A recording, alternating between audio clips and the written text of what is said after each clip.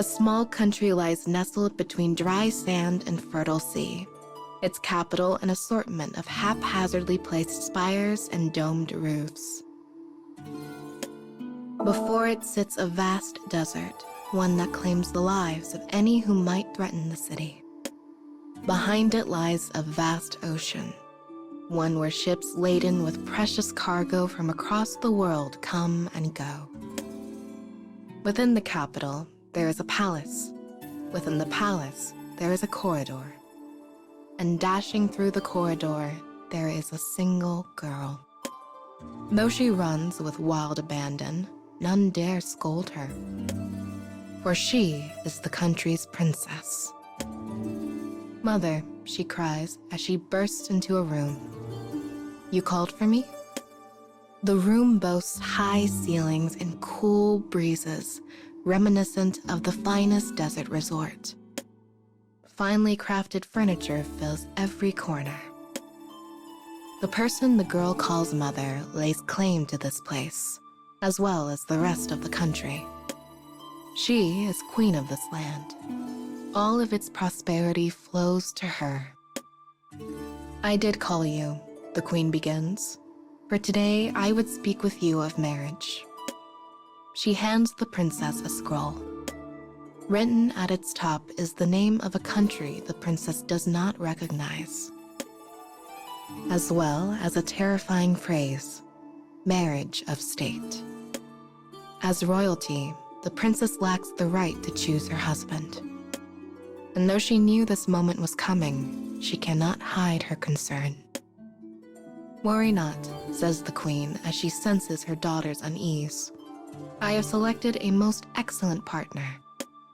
Memories from her life come rushing back to the princess. She recalls conversations with her beloved mother, as well as her secret life as a fortune teller, a thing of which only her lady-in-waiting is aware.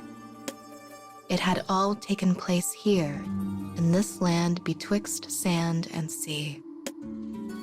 As tears well in the girl's eyes, the queen pulls her into an embrace.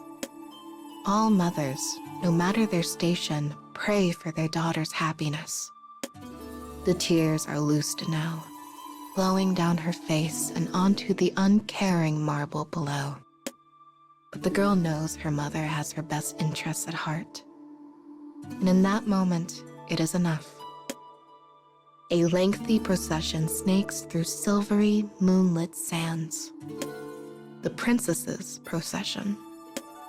She sits inside her litter, surrounded before and behind by a wealth of effusive gifts personally selected by her mother, the queen. Bored, she gazes out through a mesh-covered window at the brilliant night sky. She is heading for a land rich in ore and precious metals.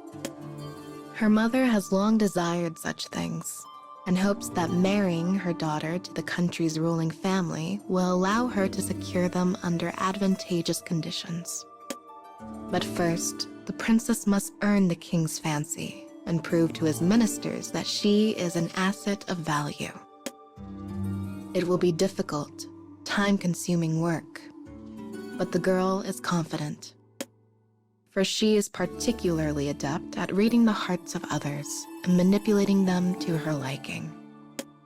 She has spent many a long night wandering the city in the guise of a fortune teller, and such pursuits for people's true essences should prove useful here. Nerve, curiosity, ambition. These things and more well within her as she sits inside her litter and watches the breaking dawn. Finally, the procession reaches its destination. The princess is hurried off to an astonishingly vast room, so she might prepare for her wedding. She is dressed in a spotless white dress, stitched with brilliant gold thread that catches the light. The army of maids who surround her swoon and sigh at the sight. But what captures the princess's heart is not the gorgeous dress, but the shape of the city against the horizon. For the buildings outside her window shine even more brilliantly than her dress. Unlike her gritty, sand-covered home, This city is a land enveloped in white, dreamlike beauty. Suddenly, the door swings wide, causing the maids to immediately bow their heads. Ah, my new wife. At last we meet. The princess looks up to see a handsome, bearded man in the prime of his life. He is the king, the ruler of this land and the man who would be her husband. Taking her hand, the king leads her to a courtyard facing the palace. Waiting there is a large, portable shrine, as well as a sea of citizens. "Welcome to our nation," says the king, as the people burst into a raucous cheer. Dancing petals fill her vision. Music swirls around her. In every corner of the courtyard, people are drinking and dancing with wanton abandon. "Hail the new queen! Long life to our new queen! Pray look this way, queen." Princess and king sit in the portable shrine as it begins slowly making its way down the crowded city streets. Today, the girl begins a new life in this dazzling land, a place where everyone receives her with warmth and grace. Any doubts she harbored about earning the love of the king and his people quickly fall away. She will give her life to this land, for her mother's sake as well as her own. She will live with the handsome king beside her and do all she can to see her new people happy. With a small nod, she makes peace with her decision. "Attention, everyone," cries the king suddenly. "It is time for today's entertainment." The mood of the people immediately turns from excitement to frenzy. With one hand still gently grasping the princess's own, the king receives an axe from one of his retainers. The polished blade reflects the sunlight. The worn handle is blackened with dirt. "What are you going to do?" asks the bemused princess. "It is time you learned how we enjoy ourselves in this land," he responds. Together, they step down from the shrine and into the sea of people. He swings the axe. Once, twice, again. With each swing, a citizen's head soars away into the air, followed by a brilliant fountain of blood. The princess hears no screams, no panic. All is naught but blood and fevered cheers. The brilliant, unspoiled plaza is soon dyed the deepest crimson. The princess's beautiful white dress is bright vermilion. She screams then, a sound lost amidst the revelry. "Onward, my queen," cries the king as he leads her through the crowd swinging his gore-soaked axe. Whether she follows him by choice or force is a question she cannot answer. Her every movement is greeted with a shower of blood, one more step along the path of a wedding most bloody. She suddenly feels her carefully crafted plans wither and die inside her. Those she had manipulated in her life were normal people, easy people, the type who might come to a fortune teller for advice. But the handsome king she is to marry is something altogether different. He is a man cruel beyond all measure, a man whose senses have abandoned him. And as the people of this mad king eagerly die before him with grins plastered across their faces, the princess can only look on in horror.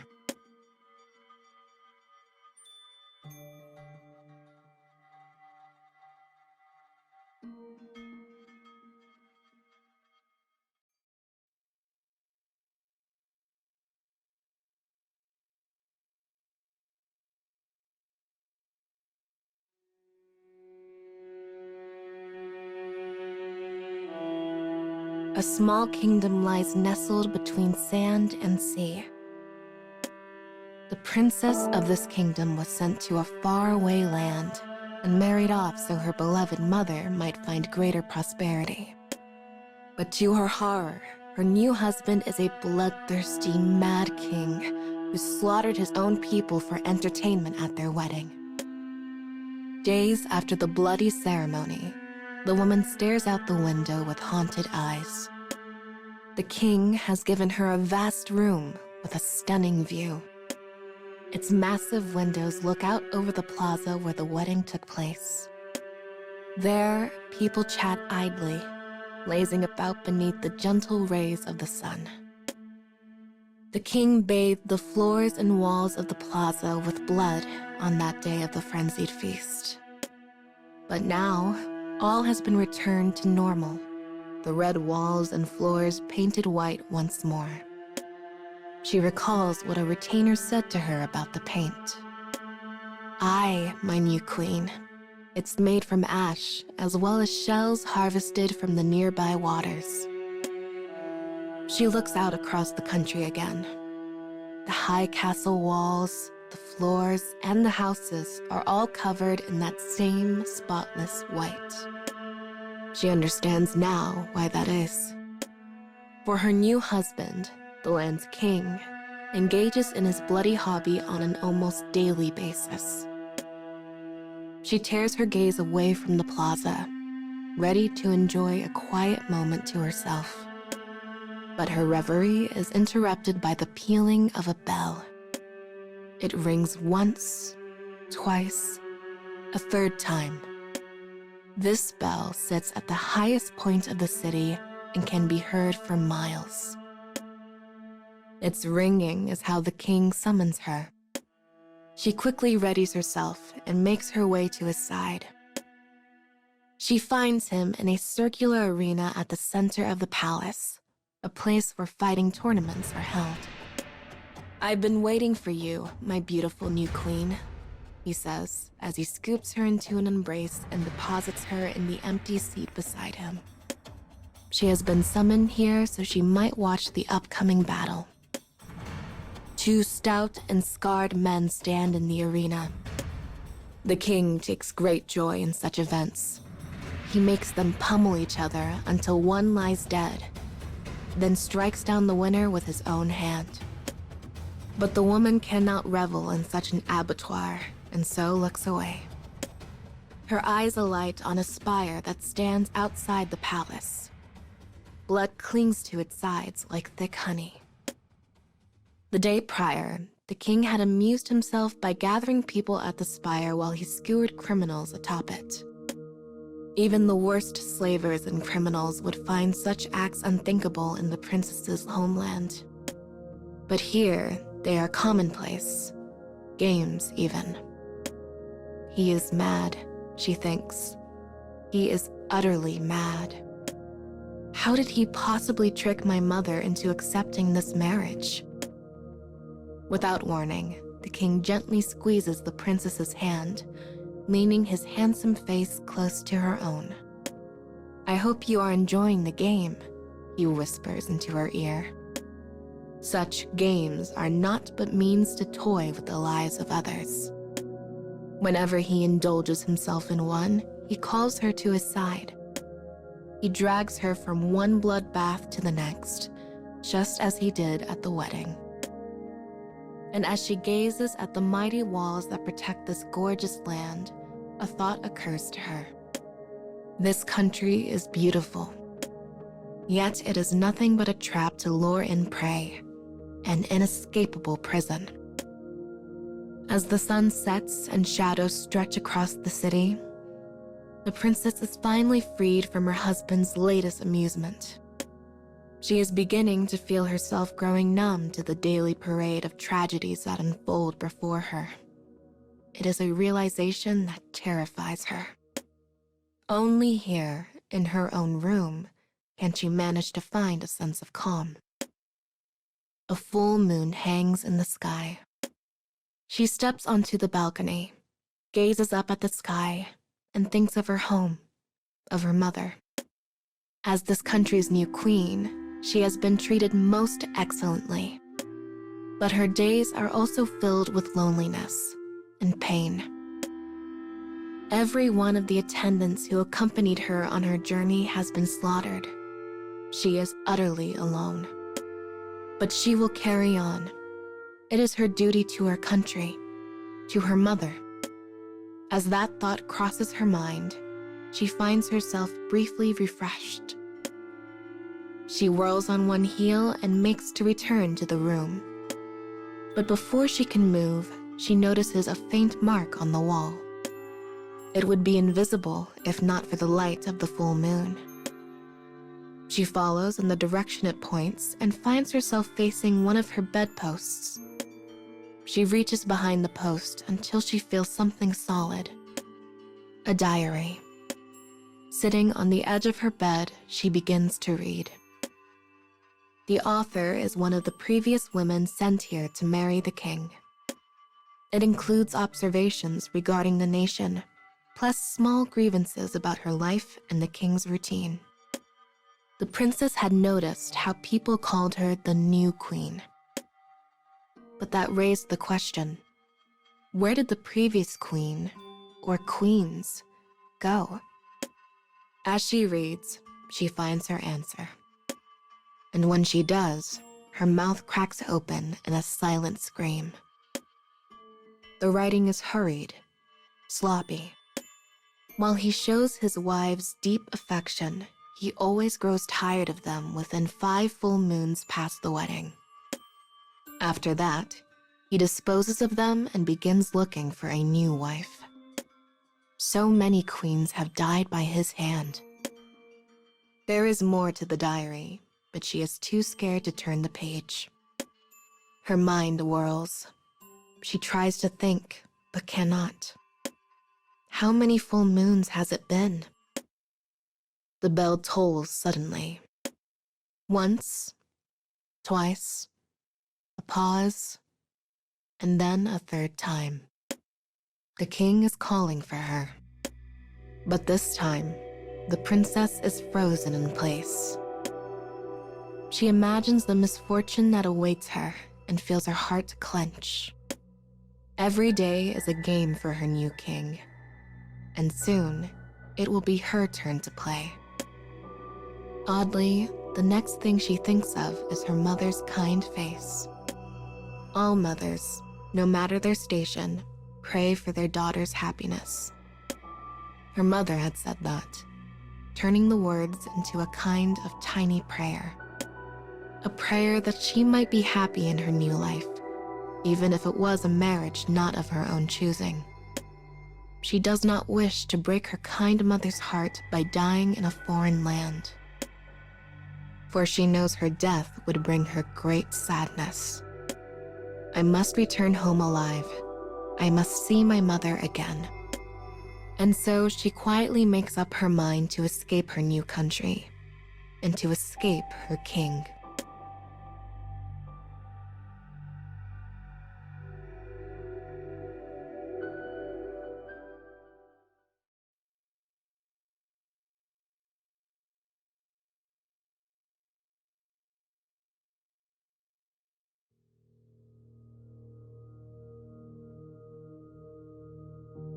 In a faraway country, a mad king toys with people's lives. One night, the woman who was now his wife found a diary in her room. The author was a queen who came here long before her, a queen that had since vanished. Written on the inside was a terrifying truth. Many queens had met their end by the king's own hand. This is why the woman knows she will soon fall victim to her husband's madness. The way you wield your sword is simply beautiful, my darling. You enchant me. With a smile, she grasps the king's hand, clutching it as she showers in the blood of her subjects. Her words prompt the king to adjust his grip as he mows through another group of people. She found a truth in the old diary. After 5 full moons spent with his new queen, the king will grow weary and dispose of her. She knows her life is in his hands. So she puts on her best act in the faint hope he might not tire of her. The king's game comes to a close. all goes quiet for another night. The princess steps from her bed and slips silently into the city. She walks in shadow, her eyes peering out from the dark. The walls are too high, the guards too numerous. Though this country is at peace, security is abnormally tight. Also, her husband might create a stalwart cage from which none might escape. The woman acts amiably during her daylight hours, so she might delay her impending demise. But she is also buying time to prepare, time to ready herself, time to escape.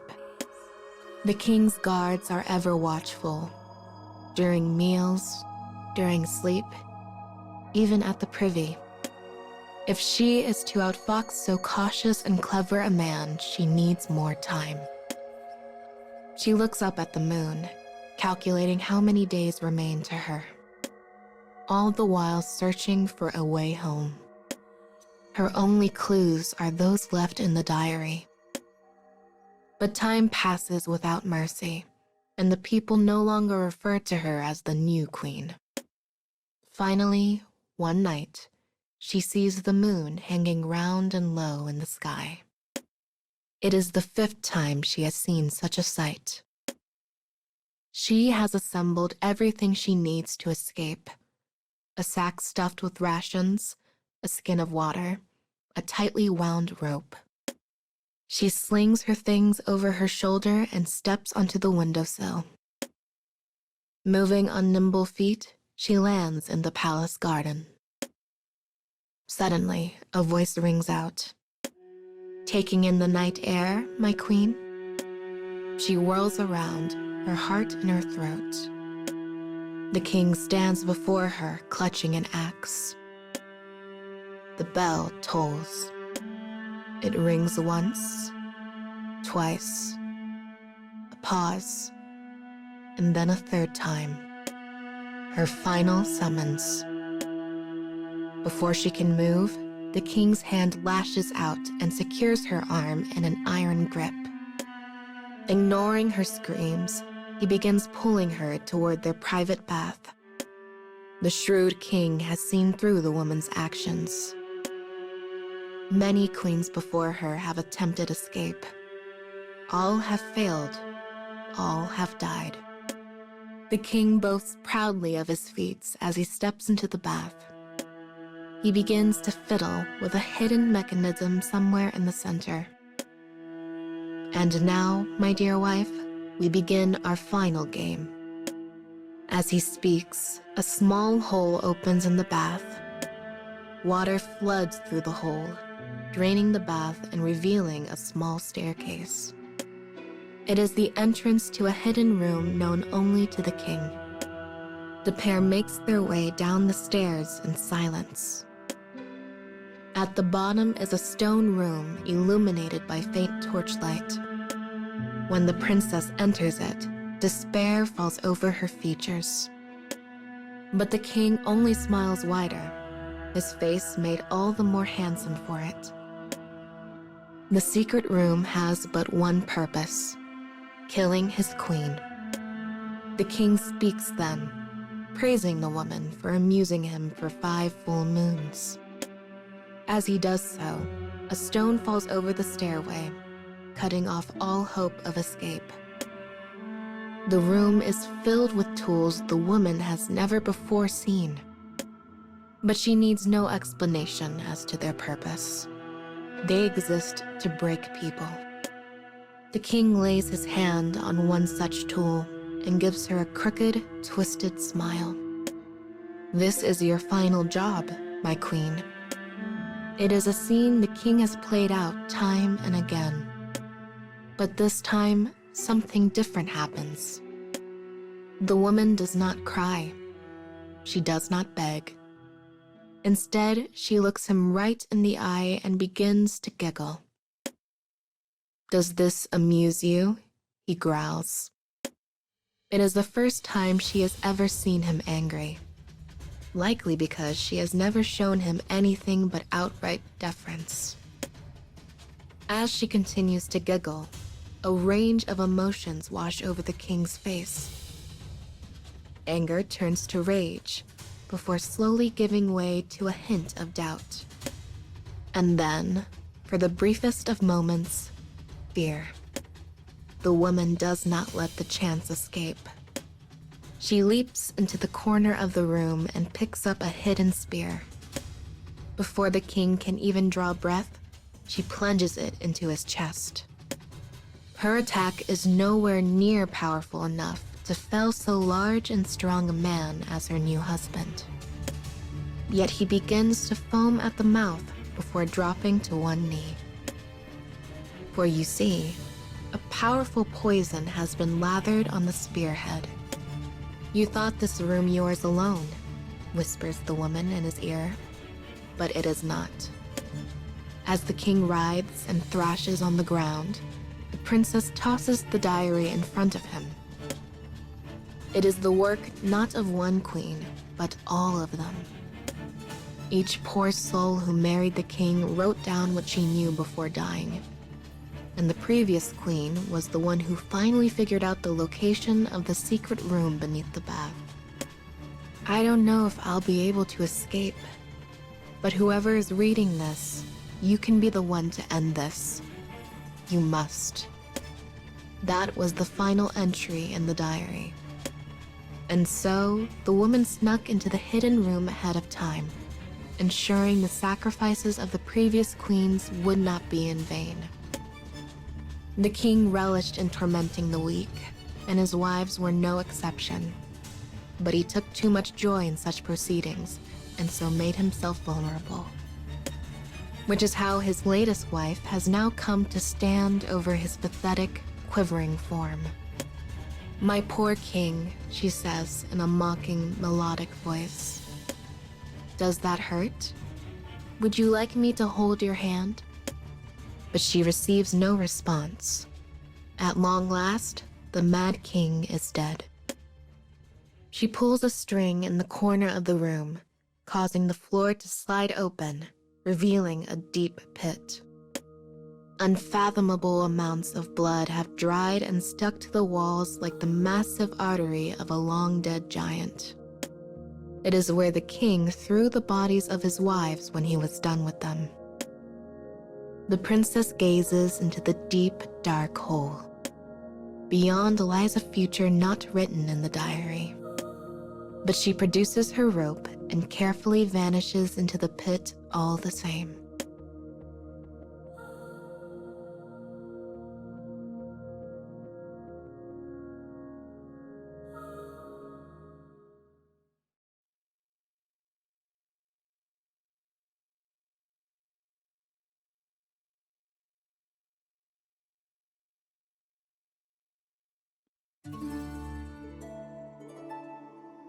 On the night of the 5th full moon, the woman kills her husband and slips free of her palace prison. All so she might return to the mother who loves and worries for her deeply. Before she left, she found the sight of her home to be tired and uninteresting. But now the haphazard spires and clustered domes strike her as beauty personified. She is back in the land wreathed by sea and sand, her birthplace, her home. Once she escaped the Mad King's grasp, she used what little treasure and rations she had to barter passage through the desert. Now having returned, she sets her sights on the royal palace and limps her way through bustling city streets. She is surrounded by market stalls selling rare spices and exotic fabrics her mother has obtained through trade. None of the land she passed through on her journey home were so lively or so bountiful. Mother truly is amazing, she thinks. When her mother was born, this nation was a poor and barren wasteland. But her mother cultivated it, negotiated with distant countries, and brought great wealth to their shores. The palace is close now, so close. Though she passes many citizens on the street, none realize she is the princess. The scent of blood and decay hangs all around her. Her body is coated in dust. All who see her turn away in disgust. She is nothing to them, some filthy beggar, some wretch. But she cares not, because she is alive. That truth is all that matters now. As she walks the palace's unending corridors, retainers and maids look at her with varying expressions. Some regard her with curiosity, some show relief. But mostly, what she sees is shock. Mother. Her hoarse voice sounds for the first time in ages as she bursts into her mother's room and collapses on the floor. Just as when they first spoke of marriage, her mother sits at the far end of a long table. She is queen. The room belongs to her, as does the country. When the princess sees her mother's face, relief floods her heart. Ignoring the pain of her parched throat, she begins a rapid-fire retelling of how she escaped the Mad King. Once she finishes her breathless tale, she gives her mother a smile and waits for her own in return. But it does not come. Instead, there is only disappointment. It is a wholly unexpected reaction, one which causes the princess to reel. "Why did you come back?" asks her mother softly. The princess blinks, befuddled. She thought her mother would be delighted to see her. She thought she would sweep her up in her arms and offer words of gratitude for the daughter who risked all to make her happy. "I cannot be happy if you are not happy," says the queen coolly. "So I needed you to be happy in your new home, no matter what." As the princess tries desperately to still her reeling mind, she stops and takes in her surroundings. Uncountable maids and servants flit to and fro through the palace corridors. They carry precious timber, rare spices, great bolts of silk, materials used for funerals. Her mother sinks low in her chair and gazes into space for a moment before continuing. "Of course the Mad King tried to kill you. He kills all his wives. But since you've come back, I suppose there's little use for..." She trails off and waves a hand in the air. "All of this." She claps at a nearby retainer, who bows and awaits instruction. "Cancel my daughter's funeral and do it now. Do you have any idea how much this is costing me?" The maids and servants immediately stop setting up the funeral trappings and begin tearing them down instead. But why? Before the princess can ask the question in her mind, the queen tells her everything.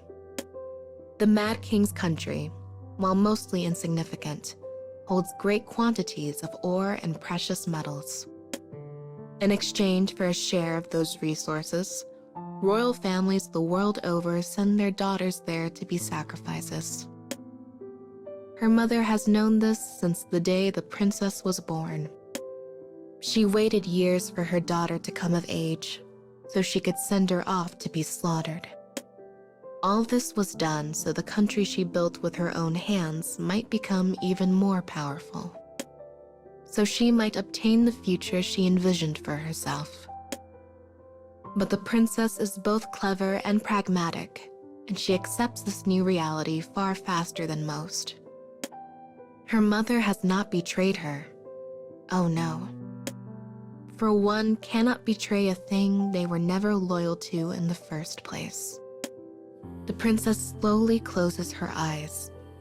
She wavers in place, noting dimly how her body hurts in ways she never imagined it could.